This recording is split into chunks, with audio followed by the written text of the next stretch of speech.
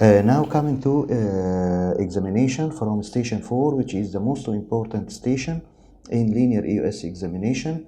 And actually this station includes the stomach, starting from the cardia and then pushing below the cardia and the gastric body and antrum with clockwise and anti-clockwise rotation. We can see most of the structures from this station, from the stomach, even the pancreas, even the pancreatic head and the distal common bile duct, or the whole length of the common bile duct and the pancreatic duct, and even in some thin patients we can see the papilla. All these structures can be seen clearly from the stomach.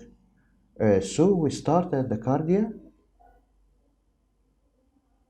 where we can see the first structure and the most important structure, which is the abdominal aorta, appearing as longitudinal structure at the cardia. And here, this soft tissue hypoechoic area is the left crus of the diaphragm. And here, the echo endoscope, we can see many structures, starting from the aorta and its main branches. The first one is the celiac axis. We can see clearly the celiac axis, where celiac plexus neurolysis and block can be done.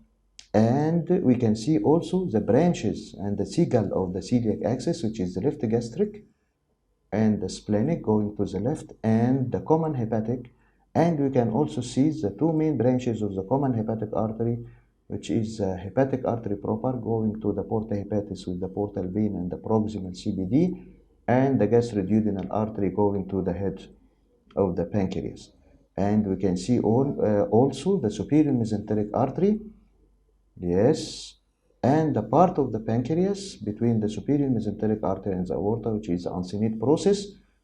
And we can see part of the pancreas at the level of the celiac axis and splenic artery and splenic vein. So we can see here the body of the pancreas, and we can see the uncinate process at the level of the aorta. Then we can do anti-clockwise rotation to see the venous confluence of the portal vein, superior mesenteric vein and the splenic vein, and the neck of the pancreas. And by then we can see the common bile duct and the pancreatic duct. When we do clockwise rotation, we can see the left side of the abdomen, we can see the spleen, and we can see the kidney, and we can see the left suprarenal gland, and here we can see the tail of the pancreas. So even the whole pancreas can be seen from the stomach, including the tail at the spleen and the kidney by clockwise rotation, and the body of the pancreas at the level of the celiac axis and the aorta, and the neck of the pancreas as the venous confluence, and the head of the pancreas by anti-clockwise rotation to see the venous confluence and the common bile duct and the pancreatic duct surrounded by the head of the pancreas. So from the stomach, starting at the cardia and pushing the echo endoscope down, as we will see in the following videos, we can visualize many structures, including even the pancreatic head and the papilla and the hepatobiliary system. Now we will start examination from station 4. We locate the echo endoscope just at the cardia, and we will start searching for our main landmark in this station, which is the abdominal aorta, which is a longitudinal structure here, very clear. And this soft tissue structure anterior to the aorta is the left crus of the diaphragm, and the first big branch of the aorta is the celiac axis. So this is the aorta, this is the left crus of the diaphragm, and this is the celiac axis. And here we will do fine clockwise and anti-clockwise to follow the branches of the celiac axis. This is the left gastric artery going to the right, and this is the splenic, and slight anti-clockwise rotation. Anti-clockwise rotation, we can see clearly the common hepatic artery. And here the common hepatic artery is giving its two main branches, which is the hepatic artery proper going to the porta hepatis and the liver, and the gastroduodenal artery going to the head of the pancreas. And here we can see the splenic vein going to unite with the superior mesenteric vein to form the portal vein. So this is the venous confluence, the splenic vein, superior mesenteric vein, and the portal vein going to the porta hepatis with the hepatic artery proper. This area is the neck of the pancreas. So this is the splenic vein, superior mesenteric vein, and the portal vein, and this is the neck of the pancreas, and this part is the head of the pancreas. Here we can see again and again, this is the abdominal aorta, and this is the first branch, which is the celiac axis, and this is the splenic artery and the splenic vein, and anti-clockwise rotation, we can see the common hepatic artery. And the common hepatic artery, as I said before, gives rise to its main branches, which is the gastroduodenal artery going to the head of the pancreas, and the hepatic artery proper going to the porta hepatis. So this is the common hepatic, and this is the hepatic artery proper, and this is the pancreatico-duodenal artery, and this is the venous confluence. And again back to the aorta, celiac axis, and the superior mesenteric artery.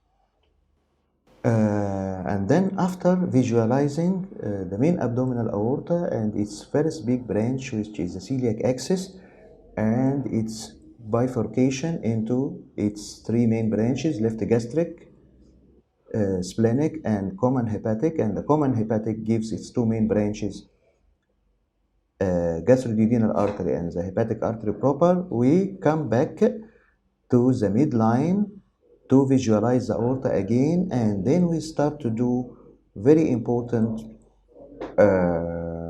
maneuvers, which is anti-clockwise, to visualize the head of the pancreas, CBD, and the pancreatic duct, and then clockwise to visualize the left kidney, spleen, and suprarenal. Now we will start to do first anti-clockwise maneuver.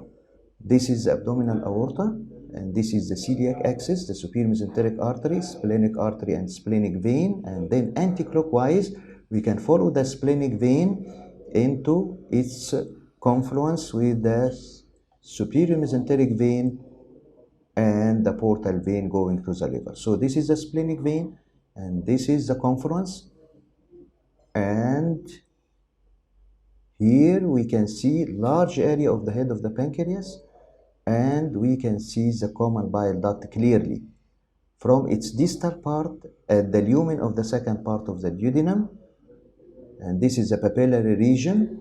All these structures are seen from the stomach. So this is the lumen of the second part of the duodenum, and this is the distal CBD, and going up to the porta hepatis. And this is the IVC and the aorta, and this is the venous confluence, and this is a large area of the head of the pancreas. We can see here clearly the pancreatic duct. So here the pancreatic duct, and this is the common bile duct. Yes. This is the common bile duct, and this is the pancreatic duct, no color flow signal inside, and this is the venous confluence, and this is the superior mesenteric vein, and here we can trace the common bile duct up to the porta hepatis. Then I will repeat again because this is a very important video. Now we are in the middle line, and this is the abdominal aorta, and this is the celiac axis, the superior mesenteric artery, splenic artery, and splenic vein. When we trace the splenic vein, we go to the confluence. This is the portal vein going to the porta hepatis. Okay, and this is the splenic vein, and this is the superior mesenteric vein. So this is the venous confluence, and this is the neck of the pancreas, and this is the head of the pancreas. Here, by fine manipulations, clockwise and anti-clockwise, and push and pull maneuver, we can see clearly the common bile duct here going from the porta hepatis down to the region of the papilla. And this is the lumen of the second part of the duodenum, seen from the stomach, starting from the midline of the abdominal aorta, and then anti-clockwise rotation. Then we can continue, and this is the common bile duct, very nicely seen, the whole length of the common bile duct from its most distal part at the papillary region and up to the porta hepatis. And here you can clearly see the pancreatic duct. Yes, this is the pancreatic duct, meeting the common bile duct as the papillary region, and this excludes pancreatic division. This is the normal anatomy. Pancreatic duct meeting the common bile duct at the papilla. And we here applying Doppler to be sure that these are not vascular structures. So this is the pancreatic duct, common bile duct are meeting at the papillary region. Here you notice that the nearest structure to the lumen of the stomach and the echo endoscope is the superior mesenteric vein, while the farthest structure is the common bile duct and the pancreatic duct in between. This is opposite to examination from the duodenal bulb. From the duodenal bulb, the nearest structure is the common bile duct, and the farthest structure is the superior mesenteric vein and the pancreatic duct in between.